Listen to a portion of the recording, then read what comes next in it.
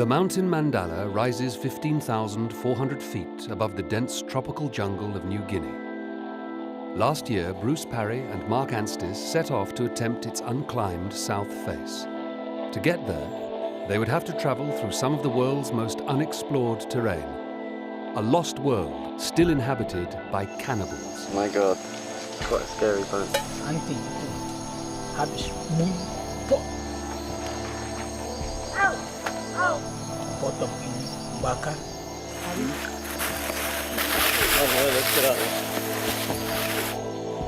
I know that deep down that this expedition's a big one. What we're going to be doing and where we're going and the fact that we're so far from anywhere is going to put some stresses on the both of us. If they get into your eye, blind you within a couple of days. We're quite different in character. There's bound to be a little competitive edge which will start up.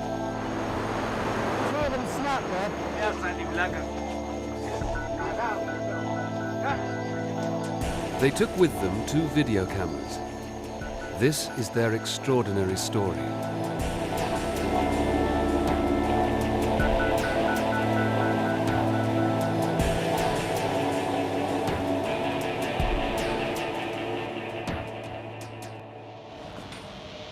Mark Anstis is a former tank commander.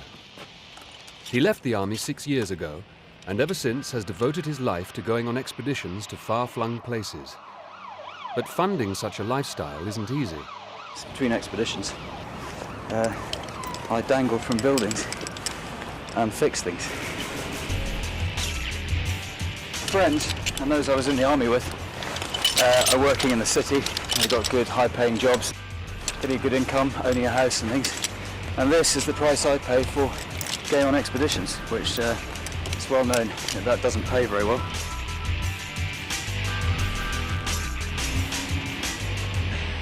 Bruce Parry is also an ex-officer. I've been outside of the Royal Marines now 12 years, and all of that time pretty much I've been doing expeditions. And the thing I love about my life is getting away and my travelling and the excitement that brings. And so the byproduct is that I have to rough it, and I don't like roughing it much. But it doesn't matter, because that's my lifestyle, I've chosen it, and I wouldn't swap it for anything else. I've got friends who've got big mansions in Chelsea and I could crash there. Other times, I've used up all my credits with my mates. I often end up in mates' offices of places I've worked before. Offices, floors, anything. I've led now 15 quite large expeditions to various parts of the world, and I've always got one up my sleeve. And that's the hardest thing, is thinking of the next place to go and the next really exciting journey. But there's always one bubbling away inside my head. The next expedition up Bruce's sleeve was to Irian Jaya, the Indonesian part of the island of New Guinea. He asked Mark to join him, and their objective was to climb Mandala, a remote and mysterious peak lying near the equator. It was climbed in the 50s by a Dutch team who reported that it was so high that it had a permanent snow cap. Together, they set about finding out as much as they could. The mountain has never appeared in any literature, or hardly ever has. And we found one reference in the book written in the 50s, this old dusty hardback found in the back recesses of the Royal Geographical Society. And we found a quote from one of the guys who'd first climbed this mountain. He looked over the south edge, having climbed up the north side, into a stupendous abyss. And as we read that, we both thought, right, we're going up that. But to get to the unclimbed south face, they would have to travel from the coast up rivers by canoe and then on foot through some of the most inhospitable and unknown terrain on Earth. But this, look at it, it's just a blank. If there's going to be anyone anywhere, it's going to be there. Yeah. That's the place. It's almost undoubtedly still uncontacted. We knew Irian Jaya was full of these amazing, colourful and flamboyant tribes with this notoriety of headhunting and cannibalism right up until the 50s and 60s. But the more we looked at our route, the more we realised that we could find something that perhaps no one's ever seen before. We could find a tribe even in this day and age. Bruce and Mark's plan was to travel light, carrying their own equipment and supplies. In 6 frantic weeks before Christmas, they assembled their kit, and all that remained was to say goodbye to their friends. Christmas pudding, what do you reckon? Lovely. It would be 6 months before they saw them again, if all went well. Bye-bye, London. Yeah. Nice bar. Cheers. Good one, mate. Good Had party. a laugh. Enjoyed it. Good.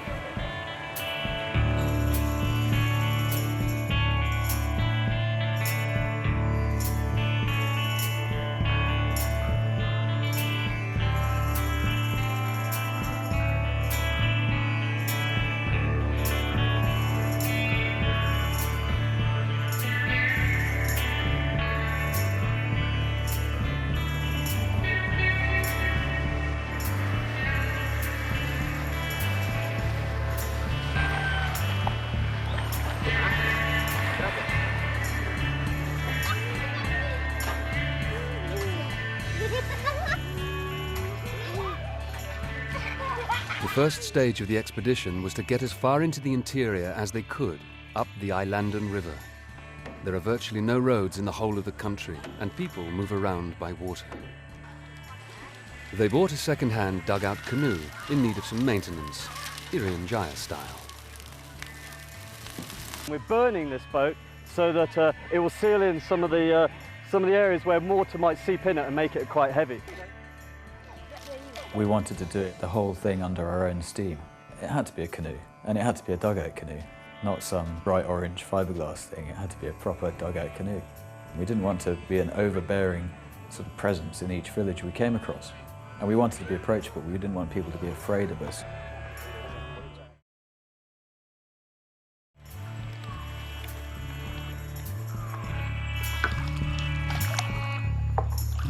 The further we got upstream, the fewer signs there were of westernisation and going into this territory where we didn't know what was around the next corner. We didn't know what was going to happen the next day. And the further upstream they got, the more snippets of information they picked up about some of the tribes they might encounter on their route to the mountain. Oh, ya, ya. Itu di atas pohon. Ya, di pohon Ya. ada Ya, panah-panah, begini. tidak mau masuk. Iya, tidak bisa masuk. Ya, tidak bisa masuk. Ya.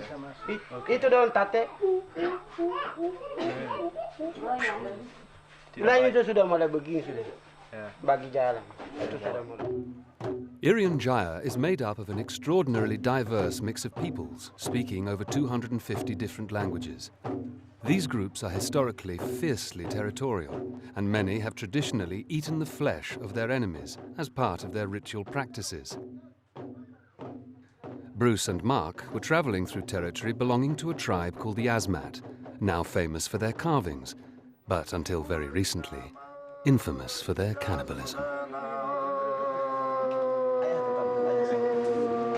They were practicing headhunting and cannibalism right up to the 50s and possibly beyond that. And the Indonesian government went to quite major lengths to cut back on these practices in the 60s. But further upriver, where Bruce and Mark were heading, modernising government influence was weaker, and the peoples were rumoured to be still living by their traditional ways. Masih makan Ya, orang. masih makan orang. Ya. Sekarang ini sudah 20, Sudah habis. sudah Mungkin sedikit lagi di atas Pak ada masih ada orang ya, panah-panah. masih ada orang. Masih Ya, ada. tapi sekarang tidak ada. Hanya Butu Katnau, kampung Butu Katnau tidak bisa masuk. Tidak bisa. Ya, Masih sekarang. Masih sekarang tidak bisa. Anti itu habis bun, potong ini, bakar. Makan. Bakar. Ya. Makan, dansa makan Ya. sagu dengan ini Ya. makan. Bagus.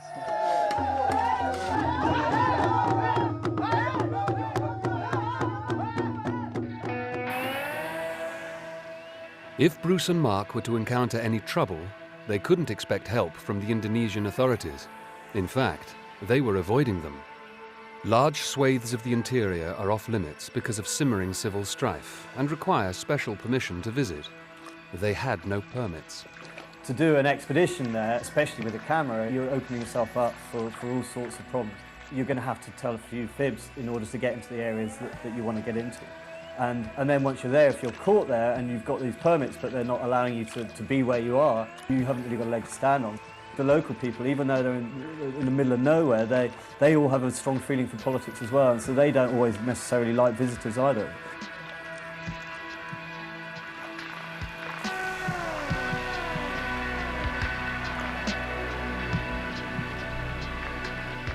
Their plan was to move as fast as possible upriver, avoiding the authorities and concealing their ultimate intentions.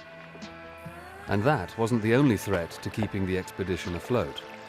You see the power of these rivers, and they just whisk away trees, like massive trees, with all the branches and all the roots just come hurtling down.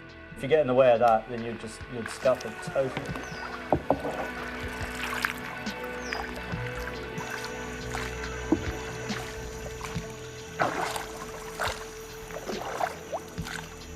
It's well known that crocs will often be on the bank, and if you get between them and the water, they'll have a go at you and they'll come dashing down, and they move very fast and drag you into the water. Now, we were already in the water in a canoe, which hopefully was going to put them off, but given the stories we were being told by the locals in virtually every village we went through, there was no guarantee of that.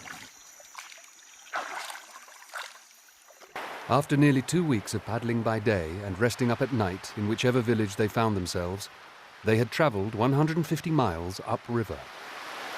But a potential obstacle lay ahead that might sink the expedition. Today we're going to reach a village which has got the last police post in the Asmat.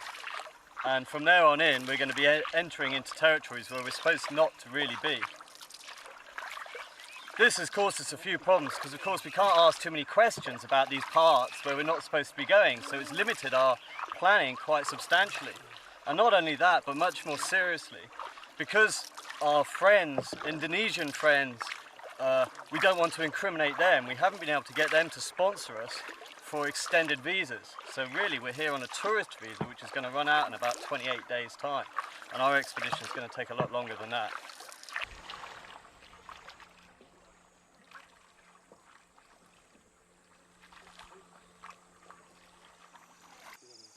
The police presence meant that they couldn't continue further by canoe. The only way forward was through the dense jungle on foot.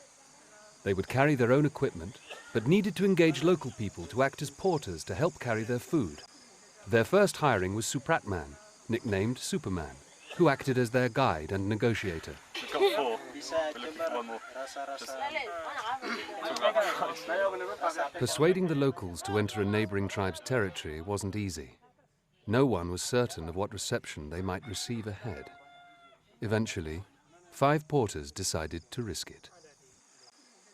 5, yeah, we're going to need more, mate. They're not happy with the weight. Laba. Call him, we'll put Spider on the thing. Spider, okay. Laba. And then draw one as well, so he knows what. 8 legs, mate. Laba.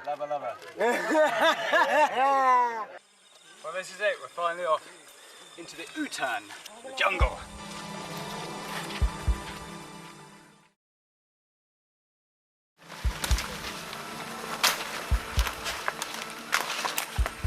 We always knew where we were on the map, but it made no difference. If you're following a local path, then your map is useless, because the path doesn't go in a straight line. It'll follow contours, or if you're in flat ground, it'll go to where local knowledge says there's an easy place to cross a river, and it might zigzag around, and you might end up going completely the opposite direction to the one which you want to go in.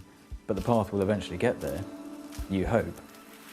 The biggest danger for me about the jungle is the fact that it isn't so instantly nasty and aggressive that you can relax. And if you relax, then it does become dangerous, because there are a fair few things out there. But if you're aware of it and you stay switched on, then you're okay with it. Their most immediate problem didn't come from the jungle, but from what was on their own backs. They were carrying 90 pounds of weight each. It's lunchtime on our first day of trekking, and we've only been going, 4 hours? And already we're feeling it. It's been a bit of a deep end type reminder of what trekking in the jungle's like. These boys are so agile and so strong, and of course this to them is home, and so they walk and run across these logs carrying their packs, and it means nothing to them. Where of course we, on the other hand, with our slippery boots and very, very less of a sense of balance, are finding it quite tricky. Although we're loving it, I know that it's going to be a bit of a slog getting up that hill. So we've got a long, long journey ahead of us. And if one thing is definitely apparent, it is that certainly I am carrying too much. Way too much. I think I need another porter. Offload some of this useless junk. But it's not useless, we need it all, and that's the bummer. And that was their dilemma. They had to carry equipment for two completely different environments. The jungle, where temperatures hover at around a sultry 35 degrees centigrade, and the mountain, where it often snows. But what to persevere with and what to ditch was a big decision. Mr. Max, thank you. Mark's just given away half his kit to Supratman. And if you're carrying 37 kilos or 80 to 90 pounds, it's a real struggle. And all day, you're walking for 12 hours a day. I did think it was asking for a sprained ankle, asking for an easily avoidable accident in the early stages of the expedition, which might lead to a broken bone, and that's the end of the expedition. And when they weren't on the move, they had to be on guard against some of the jungle's less friendly inhabitants. Hundreds of leeches trying to get at me. Look at these naughty little things. But these little ones are scary because if they get into your eye, and you can never feel them, they'll blind you within a couple of days. The jungle ensured that progress was slow. Sometimes very slow.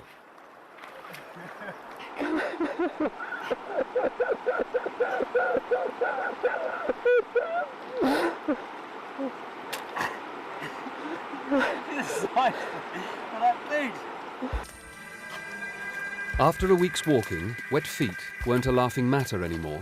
A new insidious problem began to emerge. Immersion foot, better known as trench foot. Our boots, we thought at one stage we were going to need to be able to put crampons on them, so we couldn't have jungle boots. So we knew that whichever boot we had was going to be better in one area and worse in another. And I chose to have boots that are better for the mountains. They were too thick, and they soaked up the water and they didn't dry. So I got immersion foot quite badly, and basically the skin rots, and your skin is white and soft and folded up, and it just comes off. So basically I had no skin around my toes or along the underside of my foot. We had painkillers to deal with the pain, but the only painkillers we had were actually ones that your body starts to get accustomed to. So they weren't a great deal of help in the end. There was little chance of them ever getting their feet dry. The biggest physical obstacle were the rivers. These rivers are exceptionally dangerous. There is no doubt that if one false move in one of these rivers is tantamount to death. There's lots of rules to crossing rivers, but frankly, they all went out the window because we couldn't have physically done it the way that you're supposed to, so we just had to get in there and struggle. Just one river could involve crossing as many as 19 different watercourses. And we tried wading with a safety rope on, but we found that was hopeless because the rope would just drag in the water behind the person crossing and become a real hindrance, start pulling them off balance. I think all three of us were swept away at one stage. And for Bruce, a seemingly routine crossing suddenly turned ugly. Give him lots more rope. More rope, more rope. Lagi, tali. Lagi, tali. Habis! Why? Habis!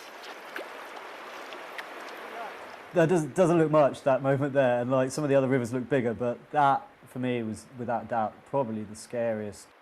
It's so incredibly powerful that it just took me right under. I was so tired because it's like being in a fight when you're using every muscle that I was just shattered and shaking with adrenaline.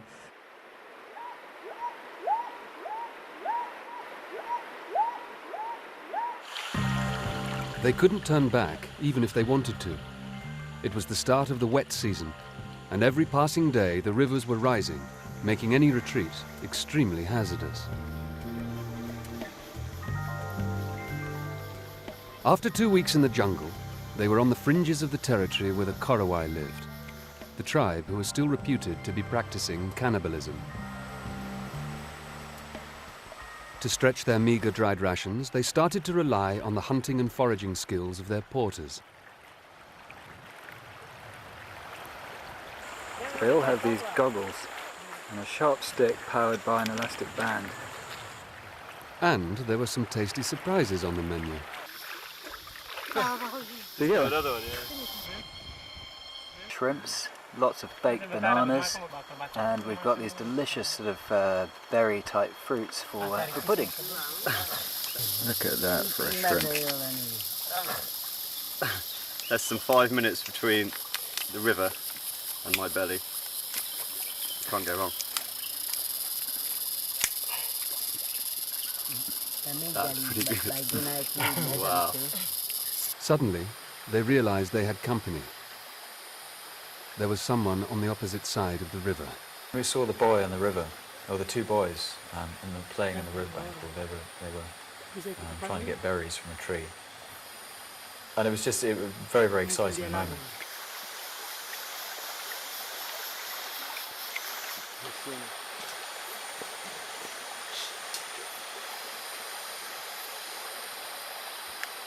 Although we'd taken a conscious decision to go into this area, we had no idea what our first meeting would be like. In my mind, I always thought we were just going to stroll into a village, but of course it was never going to be like that, and it was slightly naive. So even though we took all this surreptitious footage of this boy bouncing around trying to find these berries, it struck me instantly that we were doing something that was a bit special, and maybe, you know, what we were doing, there was question marks rising in my head, that we were actually there voyeuring this little kid doing this thing. The young boy was not alone. My God. Scary bunch. Agus?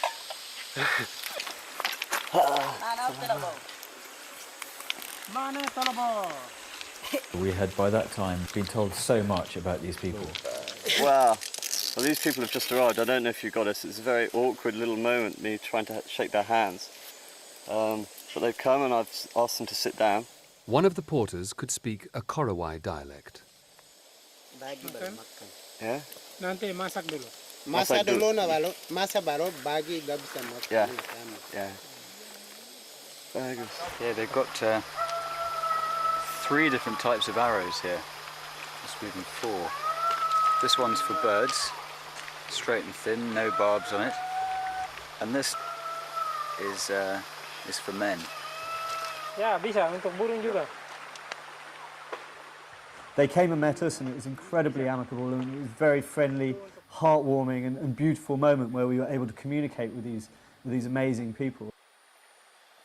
But they were also very stern, and we weren't able to go across the river and see their homesteads, which is what we wanted.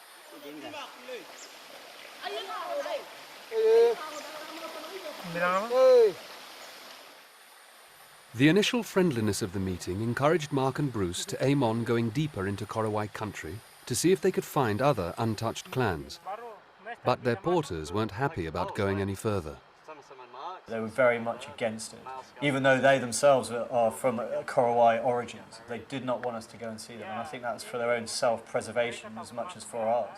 They probably thought that if they went in there, that the people would try and shoot them, because they'd see it as like an act of war, maybe.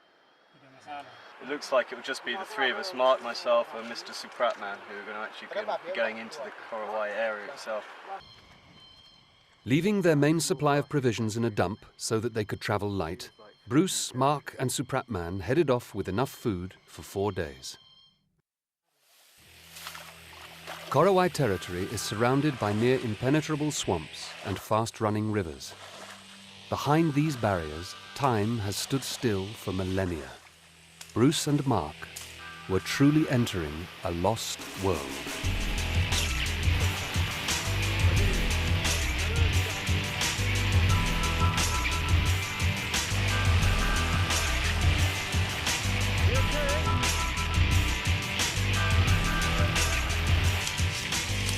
Of the 2 of us, I am the less fit or the less strong or whatever. There have been ample moments when I have been visibly, physically shattered. What in God's name brought me back to the bloody jungle? I have no idea. Not enjoying it today? No, well, we're almost there now, so 1 hour more, I think. But we've just gone through a boggy stretch, and it just exhausts me. The only time they could stop properly was when they made camp in the evening. It was then they could assess their personal damage.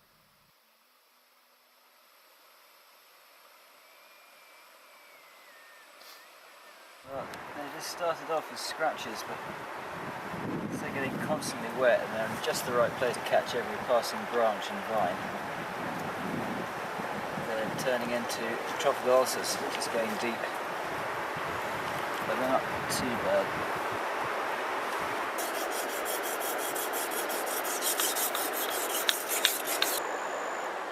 They didn't always see eye to eye on the menu choices. Even my eyes are sweating. This delicious chicken and pasta has been sabotaged. Chili's in it. Whole bloody chili I just ate. Can't even eat the rest of it now, it's too hot.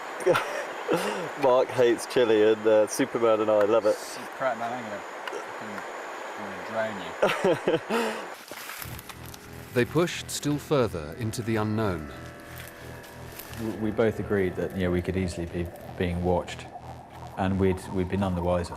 We were clumsy, making a lot of noise, falling over, chopping things. They could have been watching us all the way. We wouldn't have had a clue, and they probably were. It was supposed to be just a two-day jaunt coming down to where we thought these original tribespeople were of the Korowai. But it's about our 5th day now, and we're roughing it quite a lot. Mark's feet are in a lot of pain at the moment, and so Superman's carrying his bag, and that's put him in a bit of a bad mood, because Mark's rucksack weighs a ton. We were low on food. We were eating a couple of bananas each a day by that stage. Berapa banana? Berapa pisang lagi? Lagi 7. 7 pisang. 9 pisang kecil. Pisang kecil. Untuk berapa hari? Mungkin 2 hari saja. 2 hari saja. Masalah? Sedikit. Sedikit. We didn't know whether we were going to meet these people. We'd been walking for a long time. One thing's for sure, this is a man-made path that we're on, and this wasn't done with a machete or any metal object, I think, and Superman agrees that this is done by a stone axe. We've just spotted the roof of a house, and we're going to see if someone's in.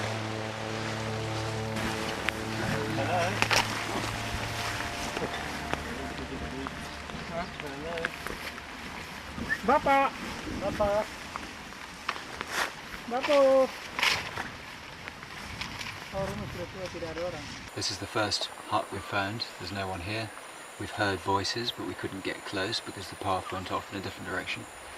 Superman says with confidence, "Oh yes, over here, over there," but then admits he doesn't have the faintest idea. So Dimana Korowai. Korowai Kunum Katum. Yeah, Kunum Katum. They're the ones we're looking for.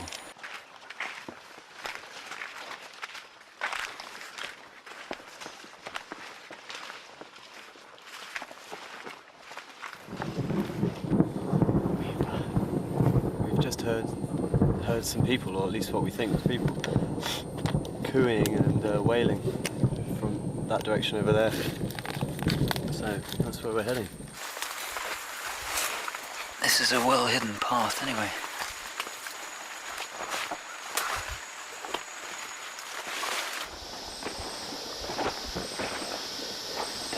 Feels like we're getting really close now. Really close. Superman, something. Sure.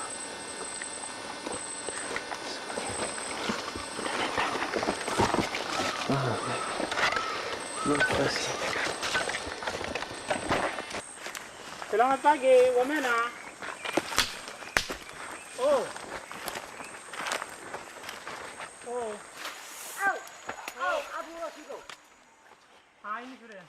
Called out the usual greeting before we could really see it properly. We couldn't have expected what happened next. Selamat pagi. And we could see instantly that they were terrified of us.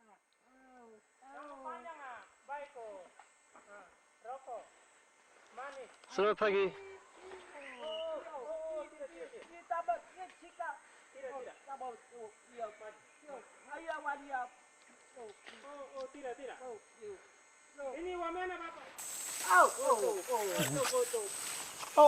Tidak masalah.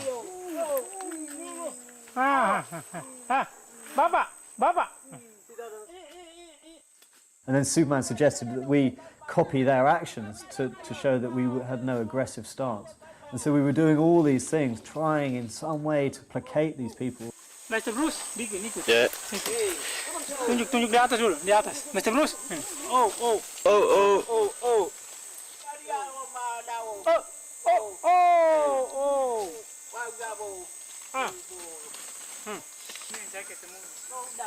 I think if they hadn't been 25 feet off the ground in their house, they would have run away. But they couldn't run away. They were trapped up there.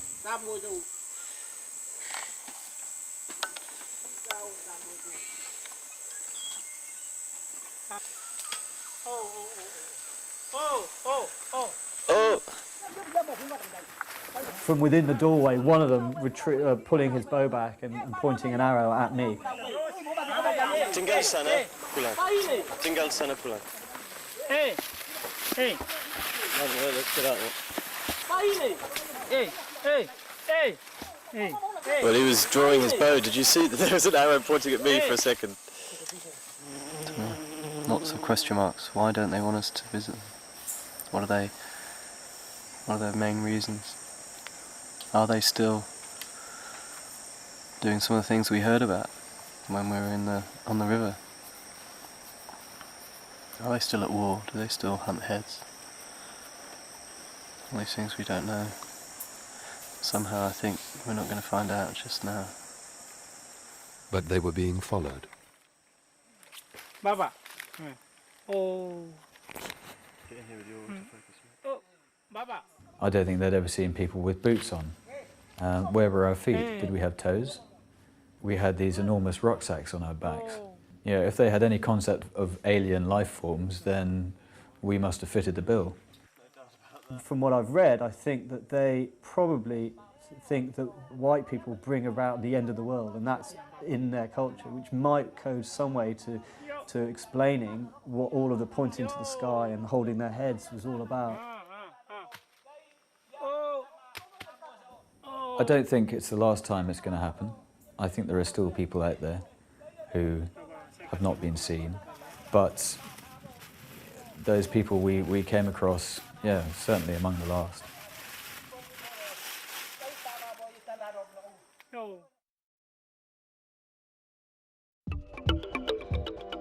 Six weeks after setting off, Bruce and Mark were approaching the foothills that led to their ultimate goal, the 15,420-foot mountain, Mandala.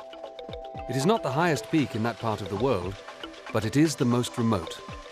No one had ever attempted to climb its precipitous south face or the punishing approach from the south that Mark and Bruce were taking. The foothills instantly gave us an impression of what was to come. There was no like gradual rolling hills, it was instant terror. All of a sudden the rivers were just cutting massive deep ravines. It was sharp, it was nasty, it was jagged, and the paths lots of the times were just sheer precipices and some really nasty trekking. Trekking wasn't made any easier by the fact that they still had no porters. The plan was to reach a village 6 days away to try and hire some more. In the meantime, with the change in terrain, the nights were getting colder. Well, the others have gone to bed, it seems. Bruce is about 20 yards back up behind me. Superman's just at the same distance down towards the river. We had to move onto high ground because the river was rising dramatically. It's been a really tough day today. We've been going up and down these impossibly steep slopes with tangled roots and tree bridges, all very, very slippery. And I reckon about 1 in 3 footsteps, your foot just, my feet certainly, just went one way and I went the other. Lots of falls, and as usual, the rucksack's weigh an absolute ton. And again, my feet are wet. Bruce has gone to bed with his right foot's playing up again. So hopefully we'll make our destination, which is a small village, which is supposed to be a couple of hours from here. But at the moment we're back down near the river.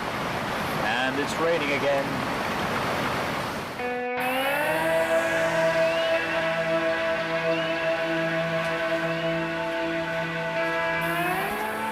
The next day brought good and bad news.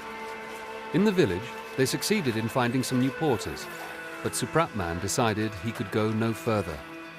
The weeks of hard living had taken their toll, and he was ill with malaria. It was time to say goodbye. Makasih banyak, Superman. Anda baik sekali. Makasih banyak. Ayo, jalan dulu ya. Ya, terima kasih bos. Sampai jumpa lagi ya. Selamat. Selamat jalan. Superman had a tear in his eye there, and it was very touching. Despite the extra help, they were very run down. Their infected cuts got worse, and in the humidity, never healed. And they were trying to save their dwindling dehydrated food for the mountain. In the meantime, the only thing they could do was live off the land, with their new porters providing the menu.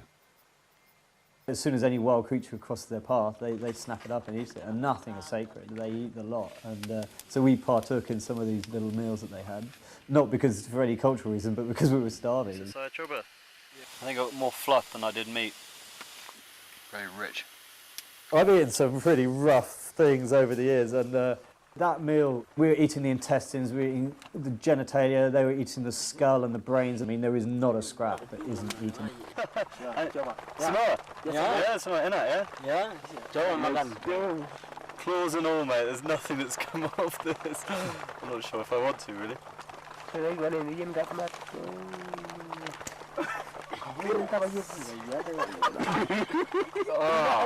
Oh, grim. Oh, super crash. I've got a bit of liver, and that's almost certainly a kidney. The liver's very good, actually. Well, like duck liver. Anda mau? Mau. Kom dikit bak, salah kok.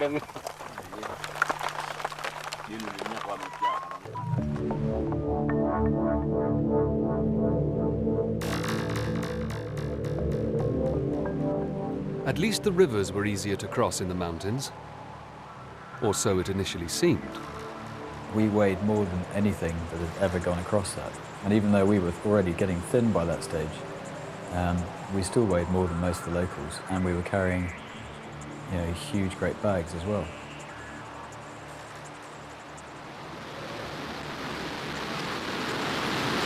Snap there.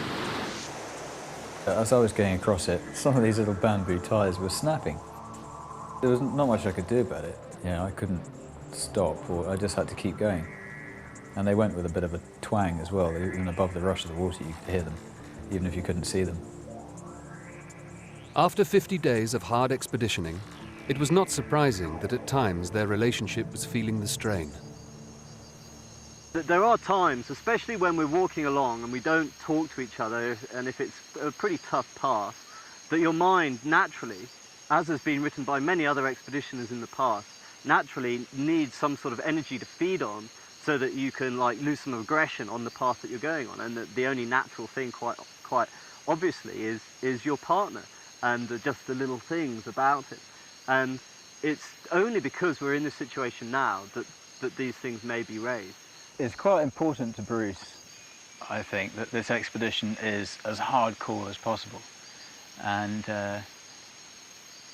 this comes out in what we carry, which is quite a major factor for me on this expedition, because I am undoubtedly less fit than Bruce and probably just less strong than Bruce is, physically strong.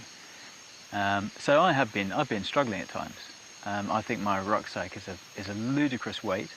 I sort of mull over the fact to myself as I wrench it over a rock here and over a log there, and take, you know, hardcore expedition adventurers like Heinrich Harrer, who came here 50 years ago. He balked at carrying half the weight we're carrying. But he wants to carry everything. He wants to. It's very important to him that he carries everything that he can, and no one else helps him do that. To the trained eye, it would be quite obvious who is in the Royal Marines and who is in the cavalry, because Mark's had a little bit of bad luck at times on this expedition. Mainly due to the fact that he probably in his military training was used to having a big tank and just having a big bucket where he could throw all his kit into. Whereas I've of course always been used to having a rucksack, and I'm quite good at looking after my kit. Considering what we've been through and where we are and what we've got to come, it's just such a minor thing, it's not important. The next bridge was built over the lip of a waterfall which plunged 120 feet.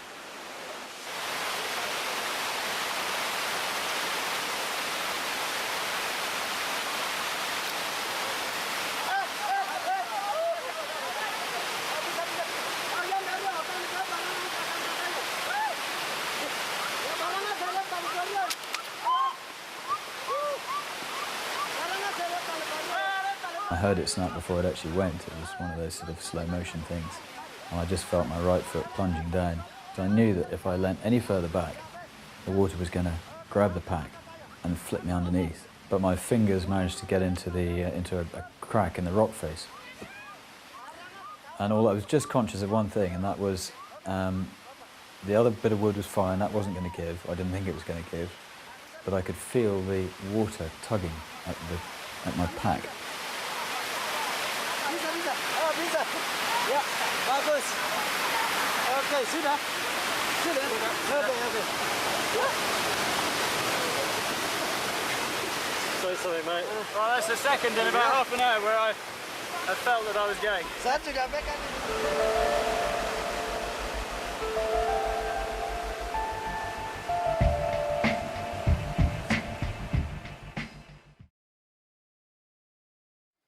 70 days after setting off from the coast, Mandala was at last in sight.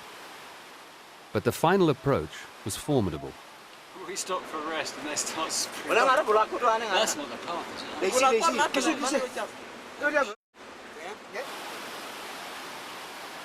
Often the paths come across these like sheer rock faces, and so the only way that they have of climbing these is actually by making a tree scaffold which they pin to the rock in some fashion and climb them, and they're all obviously bound together with rattan, and in places they've been there for years, and so they're a bit rotten in places and often couldn't take our weight.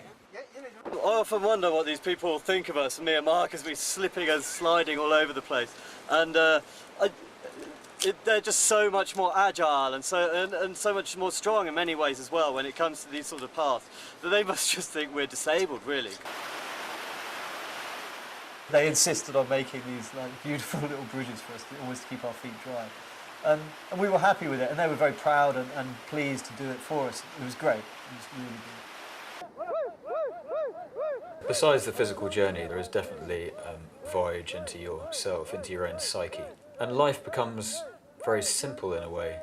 You have a task which you want to achieve, and you have your companions who you also need to achieve that task.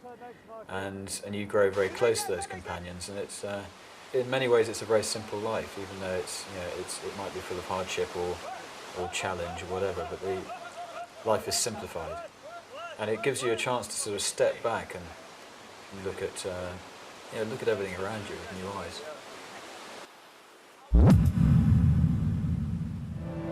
At last, they reached the foot of the mountain.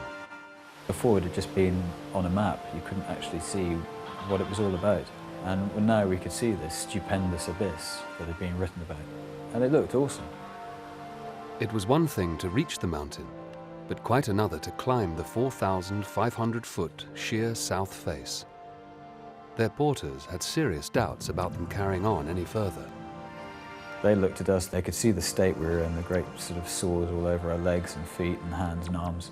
We were skin and bones compared to them, with no muscle on us. And they were very concerned. They didn't want us to climb at all. And you could see their point. We didn't look as if we were capable of climbing anything, let alone that mountain. We were both aware that time was running out. We knew we couldn't live for another 3 weeks and still keep losing weight like this and still have a go at it. We had to do it. Had to do it now or never really. Leaving the porters, they pushed on up the mountain. After 2 days, they established a camp at 12,000 feet at the base of the unclimbed face proper. But picking a way up the rock face toward the summit was a constant challenge. every day brought its own new torments, and that we didn't know whether the next day we were actually going to be able to make it. There were so many false summits that you'd go forward a little bit one day, have a look, see if you could climb it, come back, get your kid, and then go and climb that bit, only to think that the next day there might be just one last little cliff that we couldn't climb, which would have meant we'd had to go all the way back and try it from another route. Their ropes were meant for crossing rivers and were useless for holding a climbing fall. They could only aid descent. Because we couldn't use our ropes for the climb itself, we had to what they call free climb, which is just like scrambling up it as best you can with absolutely no protection. We knew that not being attached at all to the mountain, that any fall, of course, would be instantly fatal.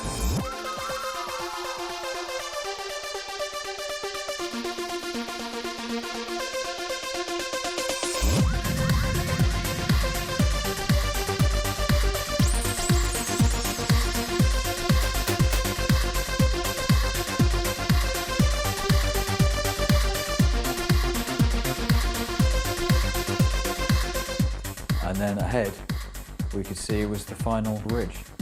And it was definite this time that was the final cliff, the last ridge line. And thereafter, if we got to the top of that, we were as near as damn it there. Suddenly the exposure was just like huge. I had hundreds and hundreds and hundreds of meters below me. And I remember pulling off a stone and dropping it into the cloud. And just watching it bounce once and then disappear into this cloud below, knowing that there was all that beneath me and I wasn't tied on. We didn't get any rain last night, so we just had enough water to cook by this morning. But my word, I've got a drop of moisture. Get through.